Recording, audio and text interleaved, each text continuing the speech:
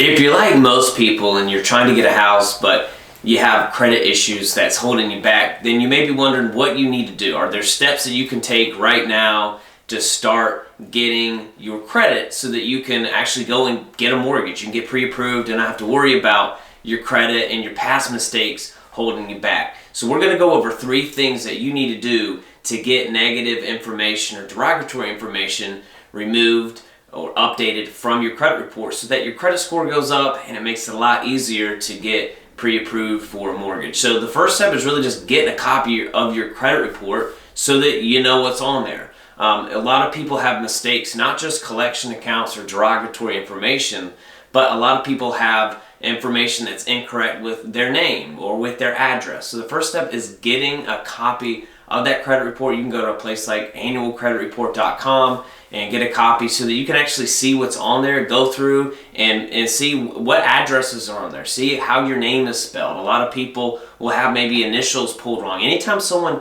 checks your credit for a car, for a house, for any type of credit, and if there's a typo or anything that's put in, happens all the time. So check that out because that actually will impact your it'll impact your credit score. And also a lot of collection agencies, if you're watching this and you have collections or charge-offs or anything where people are trying to come after you to pay them money, then you need to know what address they're trying to get or what address they have on file that they're coming after you for.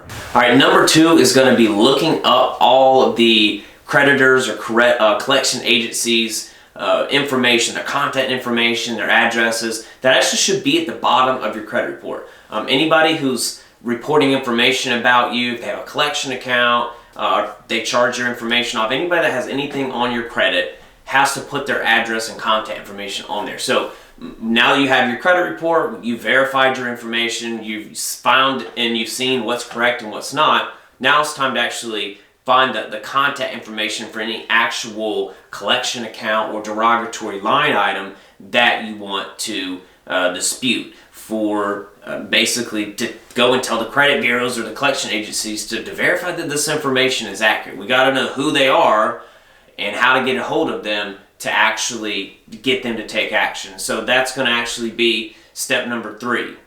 So step number 3 is actually physically mailing a dispute letter. Some people call it a 609 dispute letter. That really just simply refers to a code of the Fair Credit Reporting Act. But you simply mail a letter out to the credit bureaus, to the creditors, asking them to investigate this information, right? So by law, for something to be on your credit report, it's got to be fair and accurate. So that's the basis of the Fair Credit Reporting Act and the Fair Debt Collections Practices Act.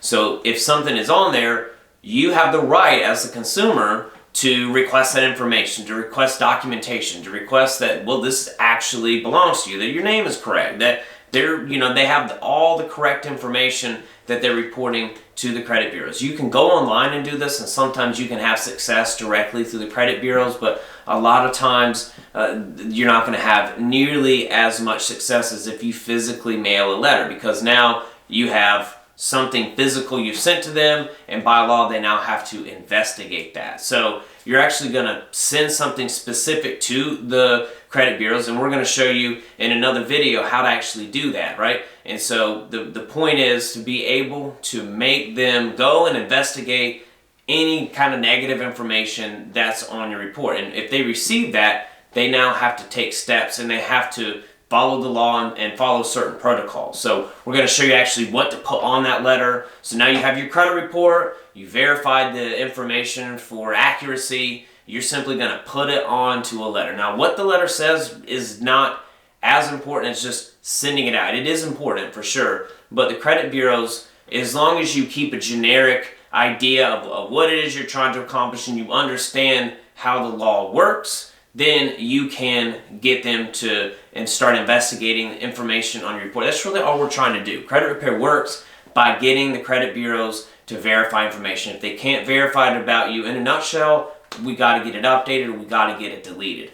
A lot of times there are automated systems that's used in this country that just don't have accurate information. Things get missed, things get messed up. And so when you actually take the collection accounts and you take the account numbers, like we're going to show you how to do, and you mail that out to them and you reference them. Now it's going to begin that process. And a lot of times you have to follow up several times, multiple times, to get things to really start moving. But this the 609 investigation letter will get the ball rolling. It will start that investigation process, and I'm going to show you how to do that in another video.